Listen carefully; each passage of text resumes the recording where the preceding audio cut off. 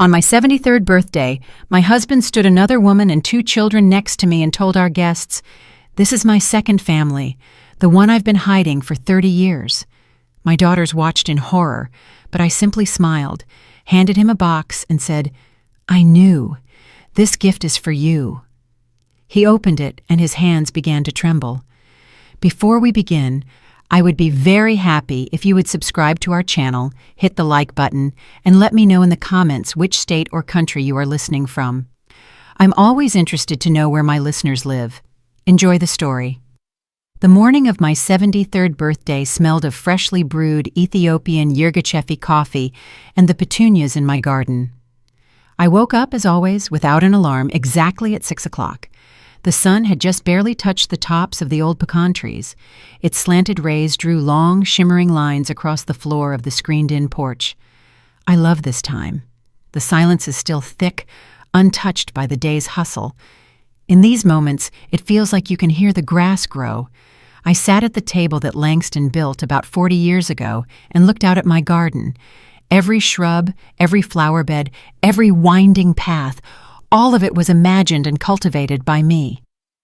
This house, this getaway home on the outskirts of Atlanta, was my unrealized concert hall. A long time ago, in another life, I was a young, highly promising architect. I had the project of my dreams laid out before me, a new performing arts center in downtown Atlanta. I was chosen, and I was given full funding. I remember the scent of the thick blueprint paper, the scratch of the graphite pencil drawing the lines of a future marvel of glass and concrete. Then came Langston, with his first genius business idea, imported high-end woodworking machinery that was supposed to make us rich. We didn't have the money, and I made a choice. I liquidated the inheritance meant for my dream, for my future, and gave him every dime. The business crashed and burned within a year, leaving behind only debt. And I stayed here. Instead of a concert hall, I built this house, pouring everything I had into it. The remnants of my talent, all my strength, all my unspent love for form and line. This home became my quiet masterpiece, a masterpiece no one else save me considered it to be. "Aura, have you seen my blue polo? The one that looks best?" My husband's voice yanked me from my memories. Langston stood in the doorway, already dressed in slacks, frowning, focused only on himself. Not a word about my birthday, not a single glance at the festive linen tablecloth I had taken out of the hall closet yesterday. 73 years old. 50 years together. For him, this was just another Thursday. In the top dresser drawer. "I ironed it yesterday," I replied calmly without turning around. I knew he wouldn't notice the new tablecloth or the vase of peonies I cut at dawn. He stopped noticing such things 3 decades ago. To him, I was part of the interior design, convenient, reliable, familiar, like that armchair, like this table. The foundation. He loved that word. "You are my foundation, Aura," he would sometimes say after his 3rd snifter of cognac. He had no idea how right he was. The phone rang. My elder daughter, Zora. "Hey, Mom. Happy birthday, of course. Listen, we're stuck in dead-stop traffic heading out to the house. It's awful. Could you start setting out the food, please? We don't want to show up and nothing's ready. And keep an eye on Dad so he doesn't drink too much before we get there. You know how he is." She spoke quickly, sounding annoyed, as if my birthday were just another irksome obligation in her packed schedule. I wasn't the birthday girl, I was the catering staff for the event held in my own honor.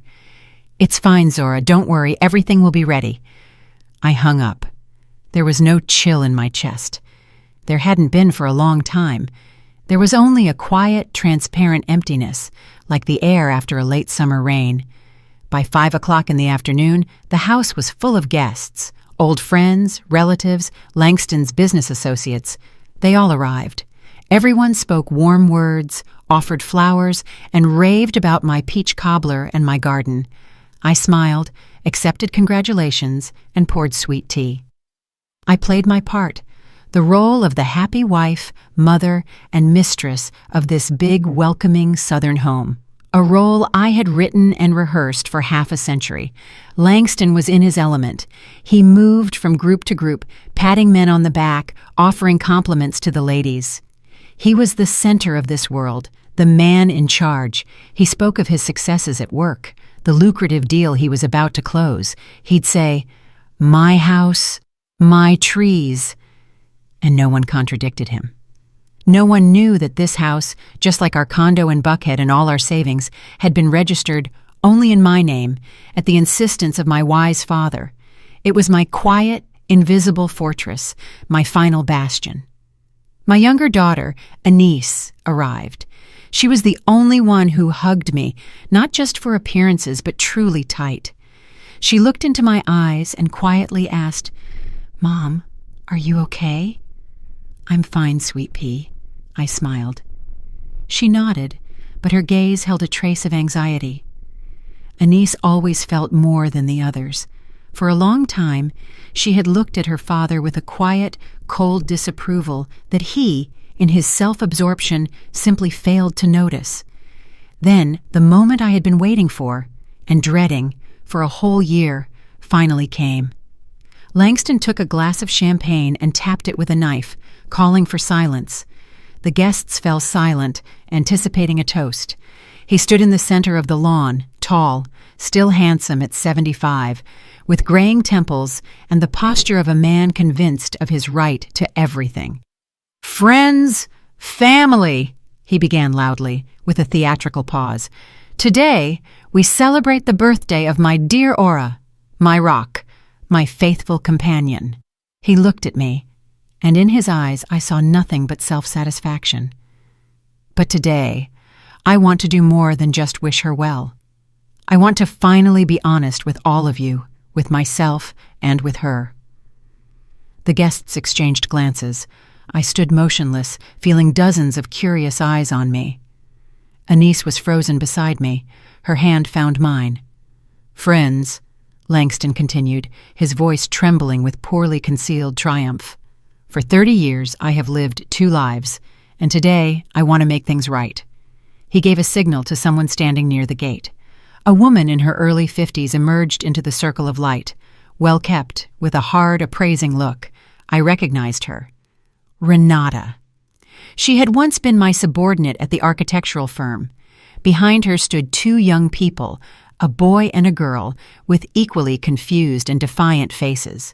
Langston walked over to them, put an arm around Renata's shoulders, and led her right up to me. "Aura has been such a stable foundation," he said, looking over my head at the guests. "So stable that, as it turns out, I could build not just 1, but 2 houses on it. This foundation has supported all of us. So please, welcome my true love, Renata, and our children, Keon and Olivia. It's time for all my successes to be shared by my whole family." He said this and physically positioned Renata next to me, so close I could smell her sharp perfume. He placed her as if for a family portrait. My elder daughter, Zora, gasped. Anise squeezed my hand until my knuckles turned white. Laughter and conversation froze mid-sentence. A ringing, unbelievable silence settled over the lawn. In that moment, I didn't feel the ground vanish beneath my feet or my heart shatter. No, I felt something else, something very calm and final. A cold, distinct click. It was like the key in a heavy, rusted lock, which had resisted for so long, finally turned, and the massive steel door closed forever. And then it came. The thought was not loud, not panicked. It was quiet and clear, like the chime of a solitary bell in freezing air. I stood between my husband and his woman, like the central support of a bridge spanning the 2 shores of his lie. The world around us was paused. I saw our neighbor, Marie, with a cocktail glass frozen halfway to her lips. I saw my son-in-law, Zora's husband, turn pale and instinctively take a step back, as if afraid of being hit by the wreckage of a collapsing life. The silence was so dense it felt palpable. It pressed on my ears, drowning out the sounds of summer, the chirping of crickets, the rustle of leaves. I slowly turned my head and smiled, not bitterly, not vengefully. I smiled that polite, slightly detached smile with which the lady of the house greets latecomers. I scanned their stunned faces, pausing for a split second on each, letting them know that I saw them, that I was here, that I was fully conscious. Then I turned back to Langston. He was still holding Renata's shoulders. His face was glowing with self-satisfaction and the significance of the moment. He was waiting for my reaction, waiting for tears, hysterics, a scene. He was prepared to be the magnanimous victor calming the losing party. I walked over to the small patio table where my gift for him lay, a single box tied with a dark navy silk ribbon. The wrapping paper was thick, ivory-colored, and unadorned, strictly elegant. A year ago, when I first found everything out, I spent hours choosing that paper. It was important to me that everything be impeccable. I picked up the box. It was light, almost weightless. I returned to Langston, who was watching me with confusion. "I knew, Langston," I said. My voice did not tremble. It sounded level and calm, perhaps a little quieter than usual. "This gift is for you." I held out the box. He hesitated for a moment. His script, so meticulously directed, had glitched. This part wasn't in it. He mechanically released Renata's shoulder and took the gift from me. His fingers touched mine, warm, slightly damp. I pulled my hand away. He looked at the box, then at me. Confusion flickered in his eyes, quickly replaced by a condescending smirk. He probably figured it was some pathetic gesture, an attempt to save face. Maybe an expensive watch or cufflinks, a parting gift. He pulled at the bow. The silk ribbon slipped onto the grass like a dark snake. He tore off the paper. His movements were less confident now, slightly more abrupt than necessary. Under the paper was a plain white cardboard box. He opened the lid. I watched his face. Inside, in the emptiness where my heart used to be, nothing stirred. I was a front-row spectator at a play whose ending I knew by heart. He looked inside. At the bottom of the box, resting on a white satin lining, was a single, simple house key. A standard American key, smelling of new paint, and next to it, a sheet of thick paper folded into quarters. Langston took it out and unfolded it. I watched his eyes dart over the lines, first quickly, then slower, as if stumbling over every word. I knew those words by heart. I had helped my lawyer draft them. Notice of termination of marriage due to long-term marital infidelity, based on documents of sole property ownership. We hereby give notice of the immediate freeze of all joint accounts and assets. Order to cease and desist. Access to property located at the following addresses: 1. Decatur Street, Atlanta, GA, the house. 2. The Buckhead Condo, Atlanta, GA, the apartment. His left hand, the one holding the sheet, was the first to tremor, a fine, almost imperceptible shake that traveled up to his shoulder. Then his right hand began to tremble too. The paper rustled in his grip like an autumn leaf in the wind. He looked up at me. The self-satisfaction was gone. The triumph had vanished. Looking at me now was a confused, aging man with an ashen face. In his eyes was neither anger nor hurt, only pure animal bewilderment. It was as if he had been walking on solid, reliable ground his whole life, and suddenly it opened up beneath his feet into a chasm. He tried to say something, opened his mouth, but only a quiet, hoarse gasp escaped. He looked at the paper again, then at the key, then back at me. He searched my face for an answer, a hint, a sign that this was some sort of cruel, ridiculous joke. But my face was a mask, calm, impenetrable. I had spent 50 years learning to conceal my true feelings, 50 years building this facade, this foundation, as he liked to call it. And today, that facade held. Behind it, there was nothing, no pain, no love, no pity, only cold, ringing freedom. Renata, standing beside him, understood nothing. She looked nervously at Langston's changing face. "Langston, what is it? What is that?" she whispered, trying to peer at the document. He didn't answer. He just stood there staring at me, and his world, so comfortable, so secure, built on my life, my money, and my silence, was collapsing live in front of all his friends and family.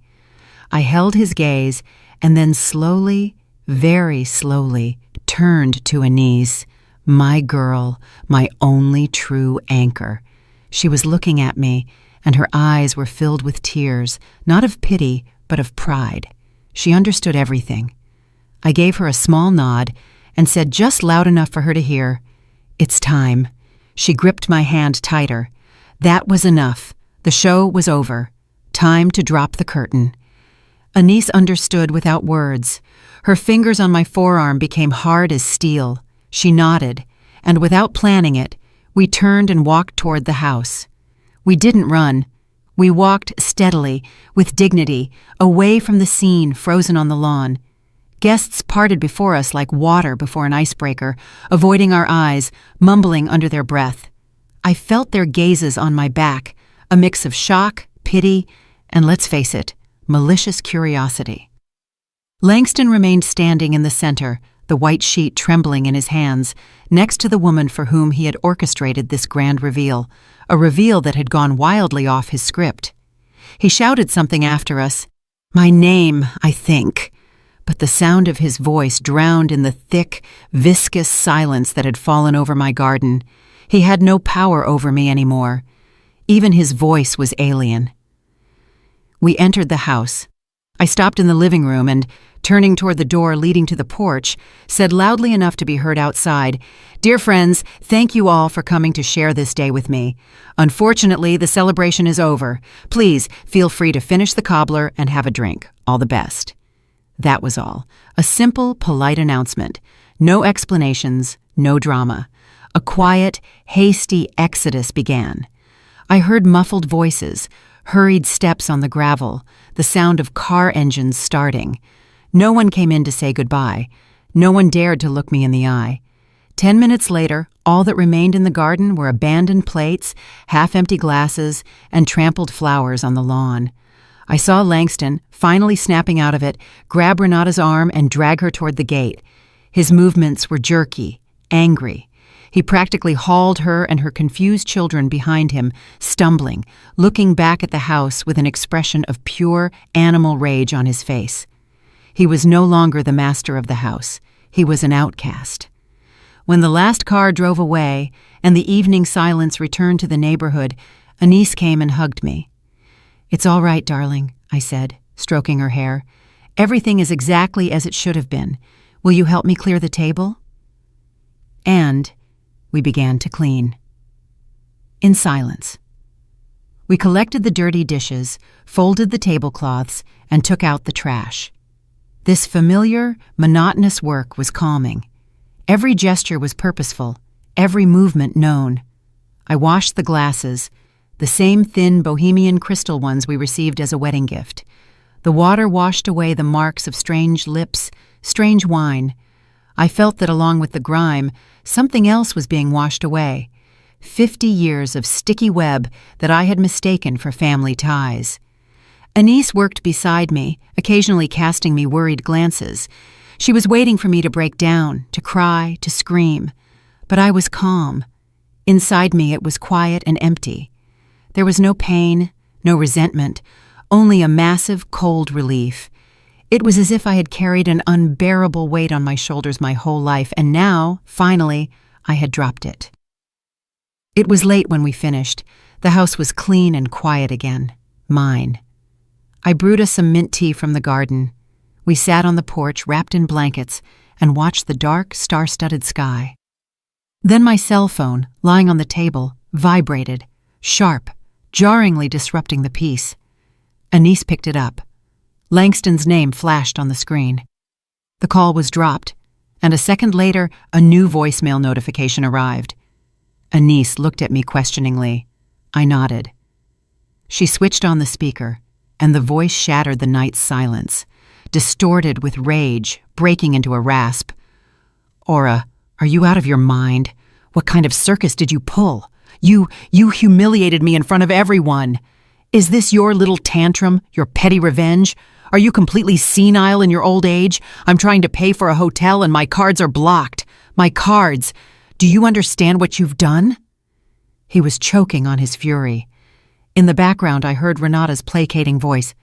"Langston, calm down. Don't talk like that." "Don't talk like that?" he shrieked.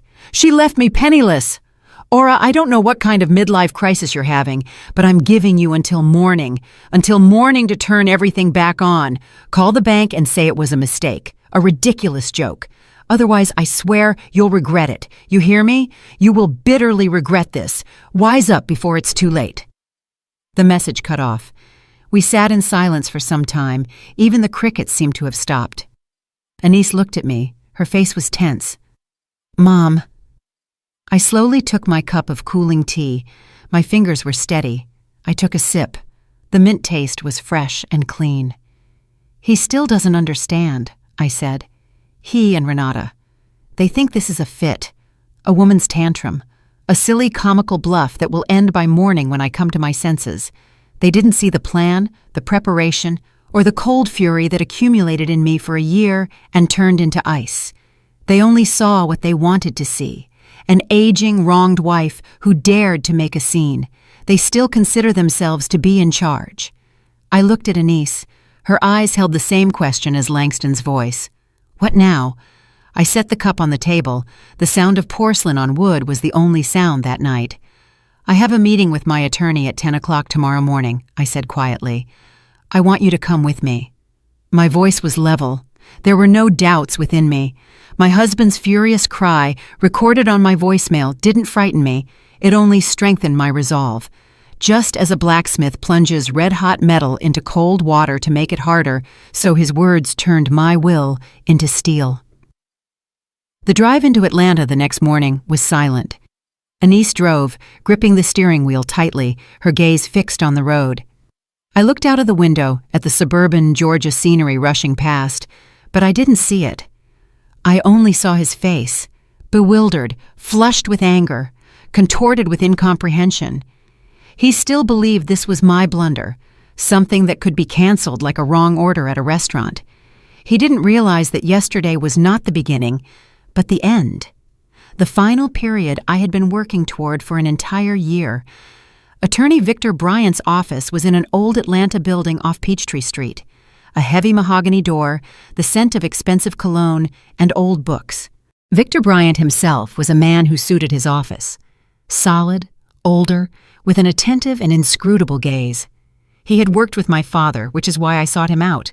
I knew I could trust him. He met us at the door, led us to a large table, and offered us coffee. We declined. "Well, Orasade," he began when we were seated, speaking in a level, businesslike tone.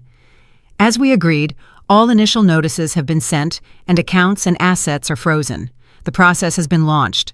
Has Langston or his representatives contacted you?" "There was a voicemail," I replied calmly. "Threats and accusations of hysteria."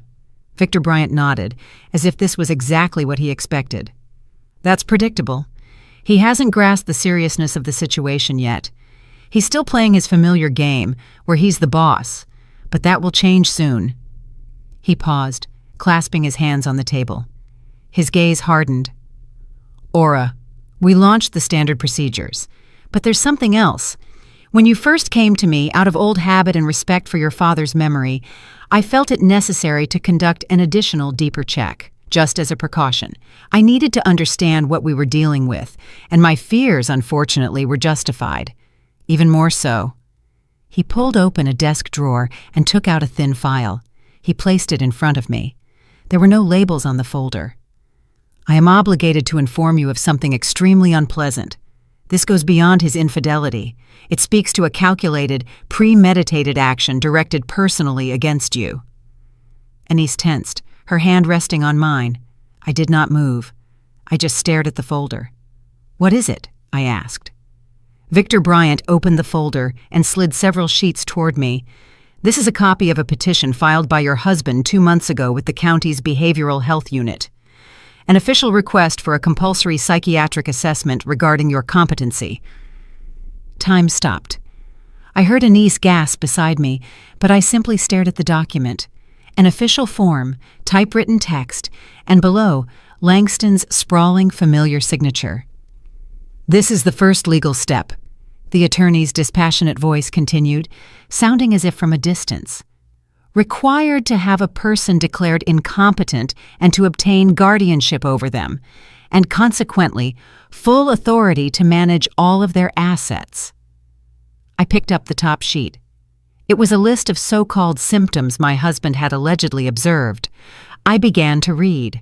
Frequently misplaces personal items, cannot recall where she placed her glasses, keys, or documents, which suggests a progressive loss of short-term memory. I remembered searching for my reading glasses a week ago, only to find them on top of my head. Anise and I had laughed about it. Exhibits disorientation in daily life. Confuses basic pantry items, such as salt and sugar, which may pose a danger to herself and others. I had once, distracted, put salt in the sugar bowl. I noticed it a minute later and fixed it. Langston had joked, "Working too hard, Mom." He wasn't joking. He was collecting. Shows signs of social isolation and apathy, refuses to meet friends, spends long periods alone in the garden, and converses with plants, which may indicate a detachment from reality. My garden, my only sanctuary, my quiet hours among the peonies and roses when I could breathe. He had turned even this into a symptom of illness, a weapon against me. I read on. Every line was poison. A grain of truth distorted beyond recognition, carefully mixed with blatant lies. Every innocent gesture, every moment of fatigue, every instance of age-related forgetfulness, all of it was inverted and presented as evidence of my insanity. My hands, resting on the polished surface of the table, did not shake, but I felt the warmth draining from my fingertips. First one, then the other. The cold slowly crept up to my palms, my wrists. It was as if my blood was retreating, leaving behind an icy emptiness. I looked up and out the window. Life was bustling beyond the thick glass. People hurried about their business, cars crawled in traffic, the sun shone. But for one brief moment, all that noisy, bustling Atlanta day froze for me. The sounds vanished. An absolute vacuum-like silence fell, and in that silence, I understood. This wasn't just infidelity. Infidelity is about the betrayal of love, but this was about something else, a complete, cold, calculated destruction. He didn't just want to leave for another woman. He wanted to erase me, to strip me not only of my home and money, but of my mind, my name, my very self, to turn me into a voiceless shadow, locked within four walls, while he and his true love enjoyed everything I had created in my life. The last warm ember in my soul, which I had perhaps unknowingly saved for him, an ember of pity or shared memory, didn't just go out. It turned into a piece of ice. I slowly placed the documents on the table, stacking them neatly. I looked at Victor Bryant, then at Anise's pale, frightened face. "Thank you, Victor," I said. My voice was just as level as before, but something in it had changed, something permanent. The picture is now complete. What are our next steps? Victor Bryant acted swiftly, with the cold, honed efficiency of a surgeon removing a tumor. While Anise and I drove back to the house, his couriers were already delivering notices across Atlanta. His assistants were already calling the banks. The mechanism I had so long and painstakingly prepared was set in motion with a single nod in his office. The first blow, as Victor later told me, found Langston where he least expected it, having breakfast in an expensive hotel. He and Renata were likely still discussing my ridiculous outburst, planning how they would magnanimously accept my repentance.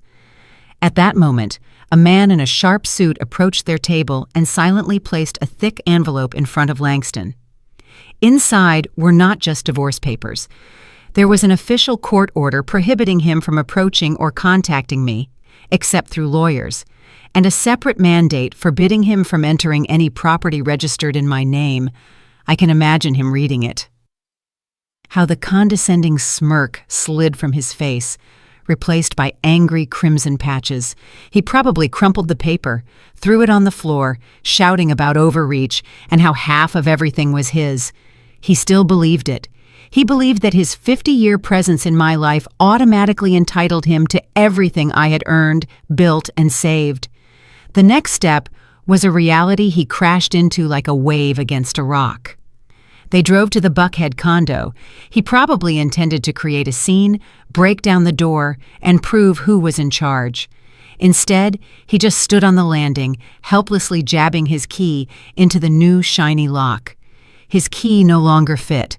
He could ring, knock, or shout. The door remained silent. That door, which I had chosen 30 years ago, upholstered in dark leather, was now alien to him, an insurmountable barrier. I was at the house during this time.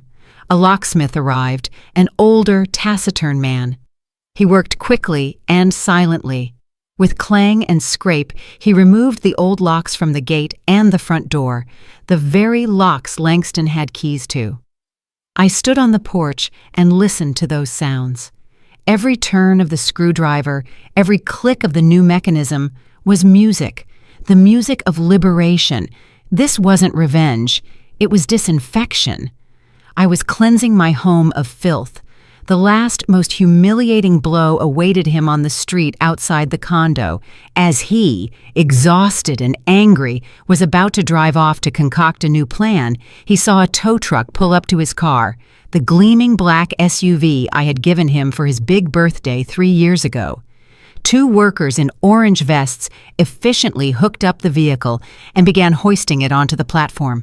Langston rushed toward them, waving his arms, shouting something about private property. But the foreman silently handed him the paperwork, an official notice of the return of property to the lawful owner. My name was on the paper, Orris Ade Holloway, owner. I imagine Renata's face in that moment. She stood nearby on the sidewalk, watching as the symbol of their security, their status, slowly drove away into the unknown. Blocked cards are an inconvenience. Divorce papers are a scandal. A locked door is an insult. But when your car is towed away right in front of you, when you are left standing on a sidewalk in Atlanta with no money, no home, and no transportation, that is when realization hits. In that very moment, I am sure her condescension turned to fear. She looked at her man, who was helplessly shouting after the tow truck, and she understood. She understood that they were not dealing with an offended, weeping old woman, not with a victim who could be calmed and deceived. They had run into something cold, silent, and absolutely methodical.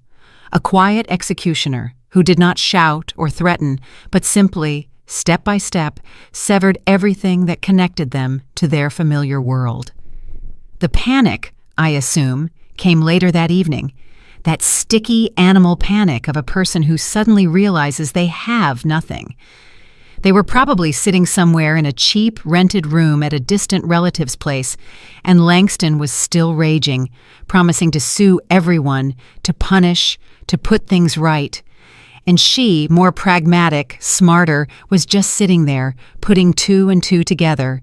The house is hers, the condo is hers, the accounts are hers, the car is hers. Everything they were used to, everything they considered theirs by right, turned out to be a mirage, dust. They had built their lives for 30 years on her foundation, never bothering to check who that foundation belonged to. Their shouting was probably heard by the neighbors, his full of rage and powerlessness, hers full of fear and accusation. You said everything was under control. You promised she couldn't do anything. We should have acted sooner, Langston, with the doctors, with the assessment. They didn't lose yesterday, on my birthday. They lost 2 months ago when he put his signature on that petition. He handed me the weapon himself. He showed me himself that this was not about love or grudges. This was about survival, and I accepted the rules of this war. A phone call from a niece late that night confirmed my thoughts. Her elder sister Zora had called her, completely in tears, hysterical. Dad called, she sobbed into the receiver. He was screaming that Mom had gone crazy, that you're manipulating her, that she kicked him out onto the street, left him with nothing. Anise, what is happening? We have to do something. He's our father. Anise answered her coldly and levelly. Where were you, Zora? When he stood his mistress next to Mom on her own birthday, where were you when he humiliated her in front of all the guests? Zora mumbled something incoherent about needing to talk.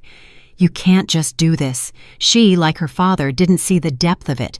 She only saw the disruption of the usual order of things. I took the phone from Anise. Zora, I said calmly, don't worry.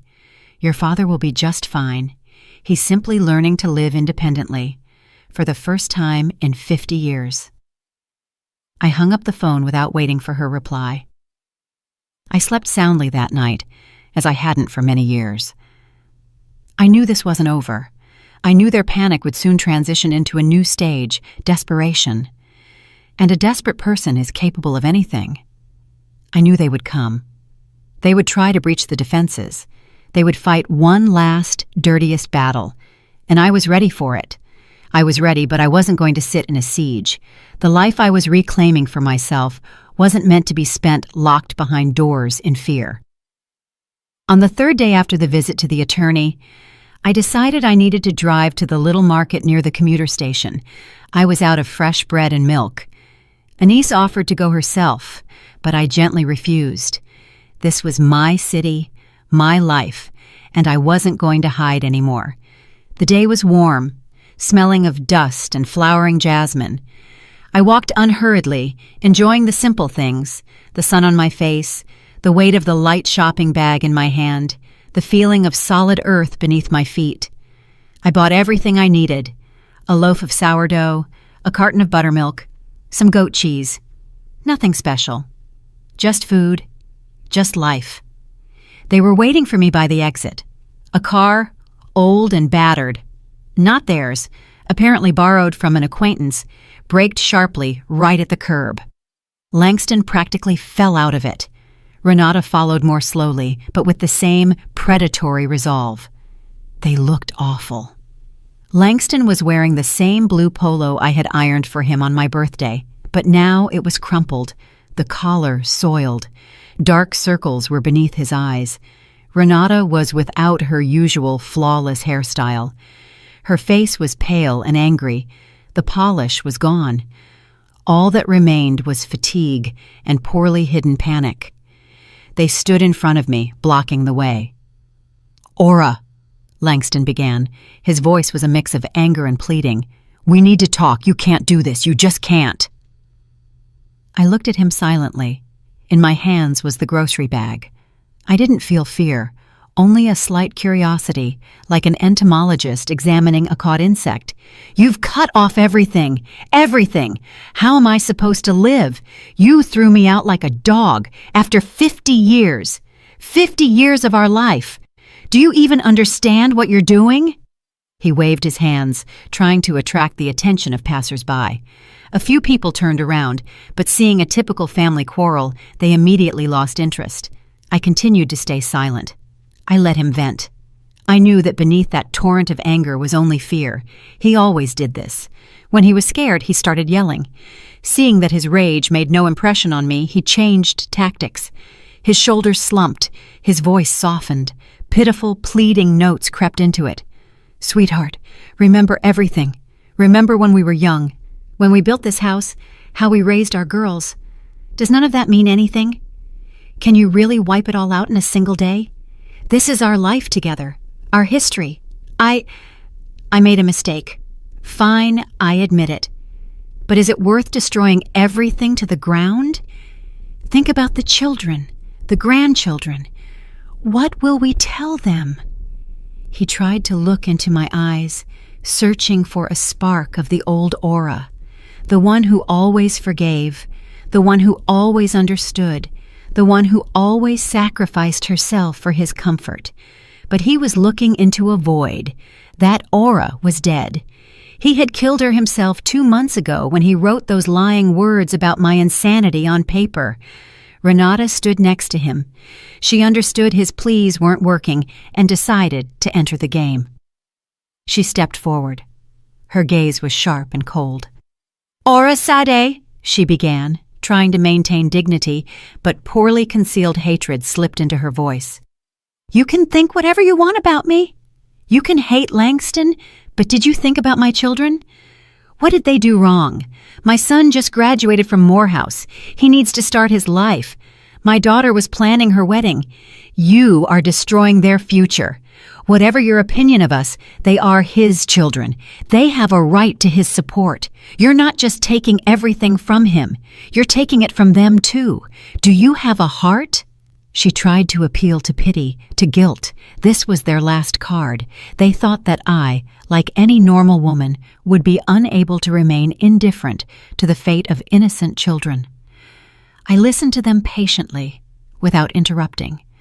I let them pour out everything. His rage, his pathetic memories, her hypocritical concern for her offspring. I looked at their faces, contorted with despair, and felt nothing.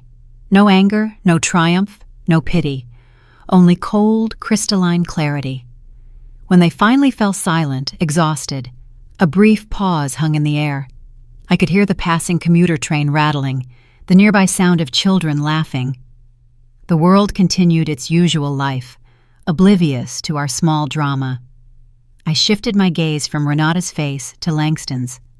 I looked him straight in the eyes, deeply, so he would know that I saw right through him. I saw all his cowardice, all his weakness, all his rot, and then I asked my question, quietly, almost a whisper, but every word sounded in the silence like a hammer striking glass. Was it your idea or hers to have me declared incompetent? It wasn't an accusation, it was just a question. But it hit them like a slap, a physical blow. I saw the blood drain from Langston's face. He turned deathly white. His mouth fell open, but he couldn't utter a sound. He instinctively took half a step back, as if I had splashed acid in his face. Renata froze. Her eyes widened in horror. The mask of the noble mother fell away instantly, revealing the predatory snarl of a caught thief. They both stared at me with the same animal fear, the fear of exposure. In that moment, they stopped being a team. They looked at each other, and in their eyes was not trust, but suspicion. Did you let it slip? Was it because of you she found out? Their pitiful union, built on lies and calculation, cracked right before my eyes. I didn't wait for an answer. The answer was written on their faces. I simply walked around them, as one walks around two posts on the road, and continued toward my house. I didn't look back. Behind me, I heard their deafening, ringing silence. They remained standing on the sidewalk, crushed, destroyed by a single phrase. I walked home, tightly holding the bag of bread and buttermilk. And for the first time in many months, I felt like I was returning not to a fortress, but simply home. Their desperation, as I had predicted, took on a new form. It turned into cunning, dirty, pathetic, but predictable. 2 days later, Zora called me. She was crying. "Mom, I beg you," she sobbed into the phone. "Dad is crushed. He's willing to do anything just to talk. Uncle Elias is here, Aunt Thelma. We're all so worried. Let's meet at my place, all together, calmly as a family. Please, Mom, for my sake." I knew it was a lie. The family meeting was their last bastion, their final attempt to stage a play where they were the victims, and I was the crazy old woman led astray by my greedy younger daughter. They were gathering an audience, a jury of relatives whose opinions they could still influence. "All right, Zora," I said levelly, "Anise and I will come. What time?" Relief was audible in Zora's voice. She didn't realize I was not coming for a negotiation. I was coming for an execution. We arrived at Zora's apartment exactly at 7 o'clock. Her place, usually so loud and welcoming, greeted us with a tense, thick silence. In the large living room, on the sofas and in the armchairs, sat relatives, Langston's brother, Elias, and his wife, my cousin Thelma, and Zora's family. They all looked at us with the same expression of awkwardness and anxious curiosity. Langston and Renata sat in the center, on the main sofa. They were playing a tragedy. He was hunched over, his hands covering his head, like a suffering King Lear. She was next to him, with reddened eyes and a mournful expression, occasionally stroking his shoulder sympathetically. They had already worked the room, telling their version. Now it was my turn. Anise and I sat in the armchairs opposite them. I silently placed my handbag on the floor.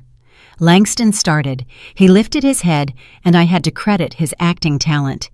Genuine pain rang in his voice. "Aura family, I gathered you all because a tragedy is unfolding." He spoke slowly, struggling to find the words. "A terrible tragedy with my wife, with our mother. I don't know what happened to her. Lately she's become different, forgetful, suspicious. She hides things, talks to herself. Her actions, they are devoid of all logic. What happened on her birthday, what she is doing now, it's not her. It's an illness." He looked at me with such sympathy that for a second one could believe his sincerity. "I understand. It's a shock," Renata chimed in with a quiet, trembling voice. "Langston and I didn't want to believe it ourselves. We tried to help, but she won't listen to anyone. Her paranoia is growing every day. And worst of all," she paused, casting a quick, venomous glance at my younger daughter. "Anise is taking advantage of this. She is turning her mother against everyone, against her father, against her sister. She is manipulating her to seize all the assets. This account frees, the lock changes. Aura Sadeh herself would never have thought of this. It's all Anise. She has isolated her mother and is now doing whatever she wants with her. We are afraid for her. We just want to help her before it's too late." She finished and leaned against Langston's shoulder, feigning complete helplessness. Silence hung in the room. Everyone looked at Anise and me. Aunt Thelma stared with open pity. Langston's brother Elias frowned, clearly bewildered. Zora looked at the floor, ashamed. They were waiting for our reaction, waiting for excuses, tears, screams. I remained silent. I just looked at Anise, and Anise understood my look. She didn't raise her voice. She didn't argue. She simply leaned over, took the thin folder from the handbag next to me, and placed it on the coffee table in the center of the room. The sound of the paper lightly slapping the lacquered surface was deafening. "Here," Anise said calmly and clearly. "Aunt Thelma, Uncle Elias, here is the petition my father filed 2 months ago. A request to have my mother declared incompetent. It details how she talks to plants and confuses salt with sugar." She opened the folder. The relatives leaned forward. Elias took the top sheet and began to read. His face slowly lengthened. He handed the paper to his wife. Aunt Thelma put on her glasses. Langston jumped up. That's a forgery. Anise, what are you talking about? I did that out of concern. I wanted to help her." "Calm down, Dad," Anise said in the same icy tone. "That's not all." She reached into her handbag again and took out a small digital recorder. She placed it next to the folder. "You speak of paranoia and my manipulation. I think it's something else. For the last 6 months, knowing something wasn't right, I sometimes turned on the recorder when my father came to visit us alone, supposedly to check on Mom. He talked a lot on the phone. He thought no one could hear." She pressed the button. Langston's face turned as white as the paper in the folder. Renata clutched the armrest of the sofa. From the small speaker came a voice. His voice, slightly distorted, but absolutely recognizable. "Yeah, Renata, listen carefully. Tomorrow, when you talk to the doctor, be sure to mention the glasses. Say she looks for them 3 times a day. And the keys. It's classic. They fall for it." A pause. A lighter clicks. "No, don't overdo it. The main thing is consistency. Not once, but constantly. Say she's become apathetic, uninterested in anything, that she sits in the garden all day. The more small, plausible details, the better. We need to create a complete picture of a personality collapse." I saw Langston's brother slowly lift his eyes from the document and look at him with a gaze one reserves for something vile. Then Anise fast-forwarded the recording a little and pressed play again. And that particular phrase rang out. Renata's voice, quiet, ingratiating. "Langston, are you sure it will work? It's taking so long." And Langston's reply, tired, cynical, full of contempt. "Don't worry. A couple more months and everything will be ours. The golden goose has finally stopped laying. It's time to pluck her." Anise turned off the recorder. The silence that followed was more frightening than any scream. It pressed, ringing in our ears. It seemed even the clock on the wall stopped ticking. Langston stood in the middle of the room, opening and closing his mouth like a fish stranded on shore. Renata looked at the recorder with such horror, as if it were a venomous snake about to bite her. Elias, his brother, was the first to break. He slowly stood up, threw the papers onto the table, and looked at Langston, not with malice, but with boundless, icy contempt. "You are no longer my brother," he said quietly and clearly. He took his wife's arm, and without looking at anyone else, they walked toward the exit. Aunt Thelma took off her glasses, her hands trembling. She looked at me, and her eyes were filled with tears of shame. "I'm so sorry, Aura," she whispered. And she, too, walked to the door. Their social world didn't just crack. It evaporated, turning to ash in a single second, crushed by the weight of one short audio recording. They were left alone in the middle of the room, amidst the ruins of their lies. Zora sat in the corner, silently weeping, her face buried in her hands. Anise and I also stood up. I picked up my handbag. We didn't say a word, just turned and walked toward the exit, leaving them alone with their shame. We stepped out of Zora's building into the cool evening air. The door clicked softly behind us, sealing off the past. We didn't look back. We silently walked to Anise's car, got in, and without a word, she started the engine. We drove through the lights of nocturnal Atlanta, and the car was silent. But it was not the tense silence that had reigned in my daughter's apartment. It was the silence of relief. As if after a long, exhausting illness, the fever had finally broken, and all that remained was weakness and purity. There were no more calls from Langston or Zora. No one else tried to reason with us or save them. Their world, built on a lie, had collapsed, and we were no longer a part of it. 6 months have passed. My new condo is on the 17th floor. The windows face west, and every evening I watch the sun set behind the spires of the skyscrapers, painting the sky in incredible colors, from soft pink to fiery crimson. There is no old, heavy furniture here, holding the memory of other people's tears and grudges. Only bright walls, light bookshelves, and lots of air. I sold the house quickly and without regret. The buyer, a young tech professional with a family, was thrilled with the garden. He said the house had a good soul. I smiled and thought he was right.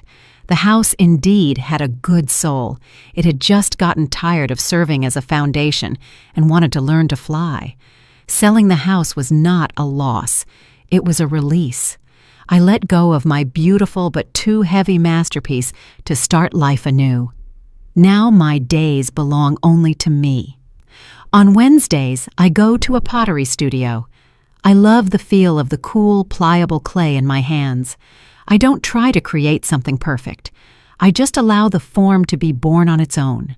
The wheel spins, the clay obeys my fingers, and from a shapeless lump, a cup or a vase emerges. Or just some whimsical figurine. There is something healing in this process. You take dust, earth, and create something new, something whole from it. Recently, I went to Symphony Hall in Midtown. I listened to the Second Concerto by Rachmaninoff. I sat in a velvet seat in the dim hall, and when the first powerful chords of the piano flowed out, I closed my eyes. I once dreamed of building halls like this, designing spaces where the miracle of music is born. That life didn't happen, but now, listening to this genius music, I felt no bitterness of loss. I felt gratitude, because I was finally sitting in that hall not as an architect, not as someone's wife or mother.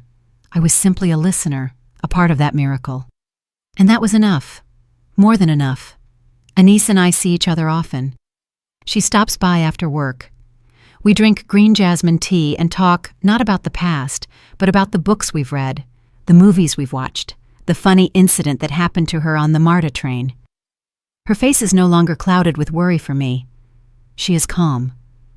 She sees that I am fine. One day, she brought me a small gardenia seedling in a pot. "So you can have your little garden here too," she said.